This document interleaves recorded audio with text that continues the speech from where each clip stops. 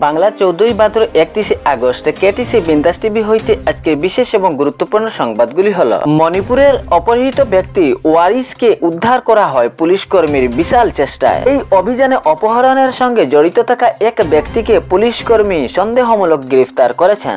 মণিপুর থেকে অপহৃত যুবককে গতকাল বদরপুর থানা এলাকায় রাঙ্গারপাড়া থেকে উদ্ধার করেছে বদরপুর পুলিশ কর্মী। বহুদিন পর আবারও অপহরণের সূত্রপাত ঘটেছে। এই ঘটনায় প্রশ্ন উঠেছে এলাকা জুড়ে জনগণের, পুরো চাঞ্চল্য সৃষ্টি করে দিয়েছে এলাকাবাসীকে এই অপহরণের মামলায়। ঘটনার বিবরণে জানা যায়, প্রায় 15 দিন আগে ওয়ারিস নামের 28 বছরের এক যুবককে অপহরণ করা হয়েছিল। তারপর কাতর হয়ে পরিবারের লোকজন স্থানীয় থানায় এফআইআর করেছেন। এফআইআর করার পূর্বে অনেকে খোঁজাখুঁজি আত্মীয় স্বজনের ঘরের সন্ধান চালান ওয়ারিস নামের ব্যক্তিকে, কিন্তু কোনো সন্ধান পাননি। তারপর পরিবারের লোকজন ভাবেন কেউ অপহরণ করেছে, এই ভেবে থানায় এফআইআর করেন। ওনাদের সন্দেহ অবশেষে সঠিক হয়ে উঠে।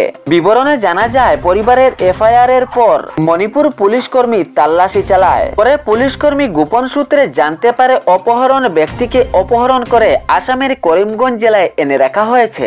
পরে পরিবারের লোকজন সহ মণিপুরের পুলিশ কর্মী করিমগঞ্জের পুলিশের কাছে 0 এফআইআর দাখিল করেন। এই 0 এফআইআর পেয়ে বদরপুর পুলিশ এই অভিযান জোরদার ভাবে তদন্ত চালান। পুলিশ গোপন সূত্রে জানতে পারে বদরপুর থানা এলাকার রাঙ্গারপাড়া এলাকায় রশিদ আহমেদের ঘরে লুকিয়ে রাখা হয়েছে ওই ব্যক্তিকে। এই সংবাদ পেয়ে ওসি বিশাল পুলিশ কর্মী নিয়ে রশিদ আহমেদের বাড়ি চতুর্সীমায় ঘেরাও করেন এবং প্রত্যেক কক্ষে গিয়ে তল্লাশি চালান। অবশেষে রশিদের এই ঘরের একটি বন্ধ কক্ষ থেকে উদ্ধার করা হলো ওয়ারিসকে। সঙ্গে সঙ্গে গ্রেফতার করা হয় রশিদ আহমেদকেও এবং এই অভিযানে এখনো তদন্ত জারি করেছে পুলিশ কর্মী। ধর্মনগর তেলিয়াগুড়ার তেবতাঙ্গে এক মর্মান্তিক হৃদয় বিদায়ক ঘটনা ঘটেছে। 25 বছরের এক যুবক ঘরের পাকার বাড়ি মেরামত করতে গিয়ে বিদ্যুৎ পৃষ্ঠে স্পষ্ট হয়ে নিজের প্রাণ হারালো। চাঞ্চল্য ধলাইয়ে ঘটলো এক ভয়াবহ দুর্ঘটনা। পরকিয়া করতে গিয়ে এক মহিলা স্বামীর নজরে পড়ে।